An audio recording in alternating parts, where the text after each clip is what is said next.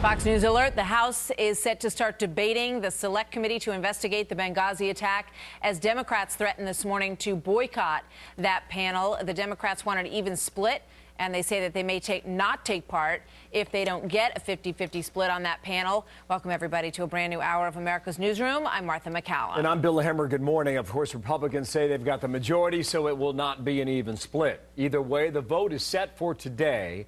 And Senator Lindsey Graham pushing back against Democrats who think the investigation is all about partisan politics. Here now his advice on how he believes they should proceed. Here's my advice to my Democratic friends. If you're seen as trying to cover up getting to the truth of Benghazi, and you think that everything that has been known and this is just a witch hunt, you do so at your peril. If we're overplaying our hand, we do so at our peril. Interesting, right? So how are the Democrats responding? We're now joined happily by Congressman Chris Van Hollen, who's a ranking member of the House Budget Committee. Good morning to you, Congressman. Good to see you this morning. Good morning, Martha. Good to be with you. So how do you respond to what Lindsey Graham said there?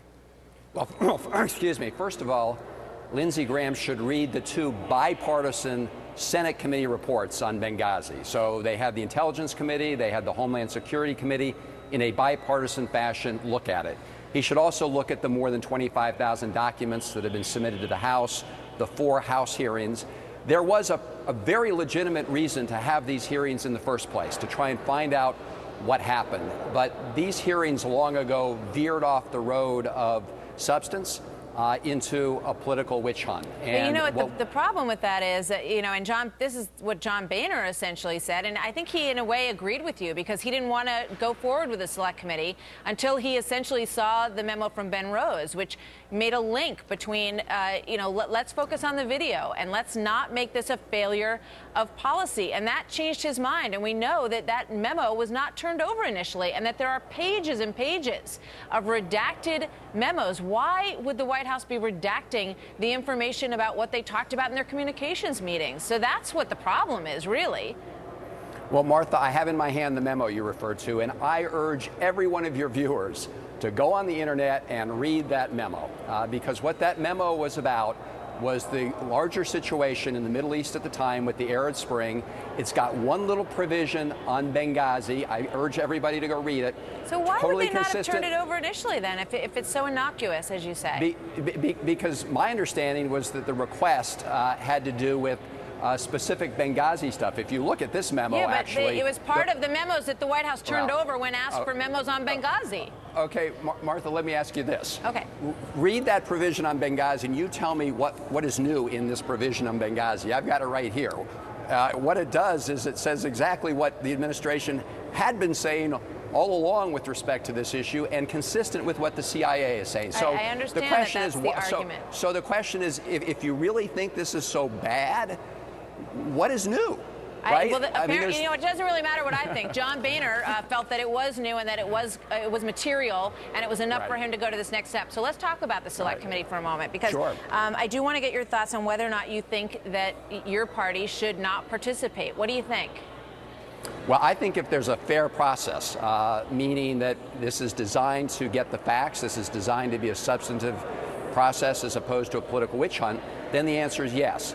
But if this is going to be totally skewed and not a fair process, then all you're getting is a kangaroo court, and that doesn't serve the interests of the truth how will you measure or the that? American people. How will you answer that question for yourself? Trey Gowdy, who's leading it, said this is not a sideshow. He has no interest in a kangaroo court. He's a former prosecutor. He wants to really vet the facts here. So how will you measure your answer personally to that question? Right. So this is the same guy who's been on your network and others in the last 3 days saying he's already got the facts, he's got the smoking gun, and he's already indicted and convicted everybody. I don't know that he said that. But that's why you have to have a fair process. That's why you have to have a fair process, Martha. And I think most people would agree that having an even number of Democrats or Republicans, that's fair. That's how we work the Ethics Committee here in the Congress, and that's how we deal with nonpartisan issues. First of all, this should be a nonpartisan if issue. you can deliver a direct quote from Trey Gowdy saying that it's a closed deal and he's already convicted and indicted, I'd love to see it, because he absolutely did not say that when I spoke to him here. What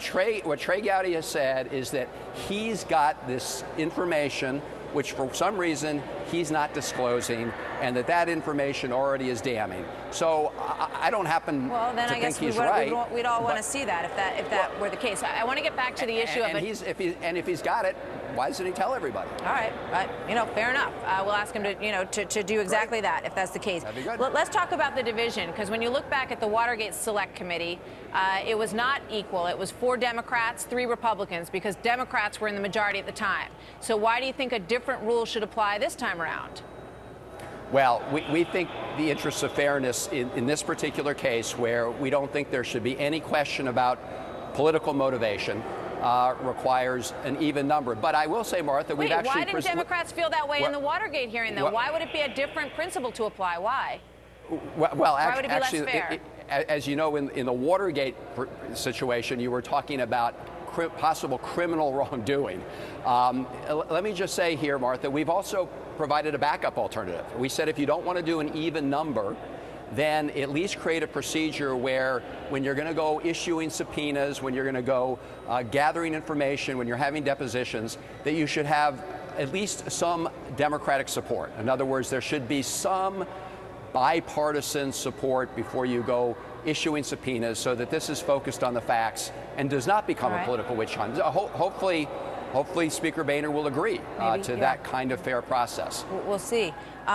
In terms of this idea that Democrats might not participate, are you concerned that that would be unfair to Hillary Clinton or to Susan Rice, who might go before that committee to testify?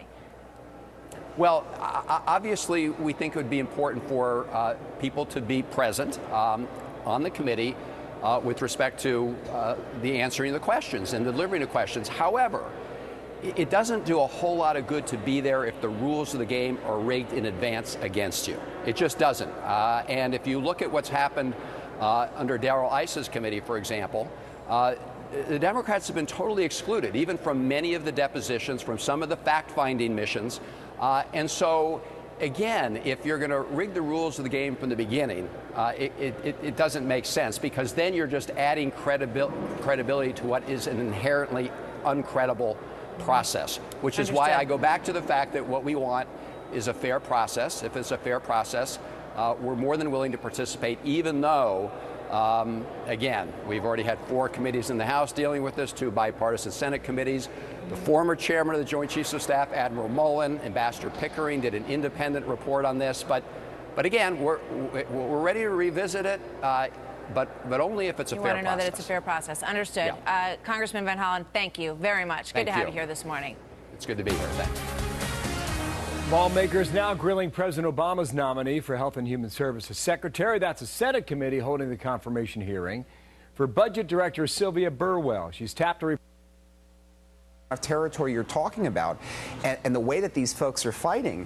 In order for us to make any kind of significant difference in this conflict, we would have to have troops on the ground, and I think a significant number. And that's the issue. This is not a terrible situation. It's not that we want to do something about it, but putting sanctions on this group, they're hiding out in the forest. The sanctions don't mean anything to them. What really means something to them is military action, and it's not clear that we can do that military action on our own effectively and change this situation.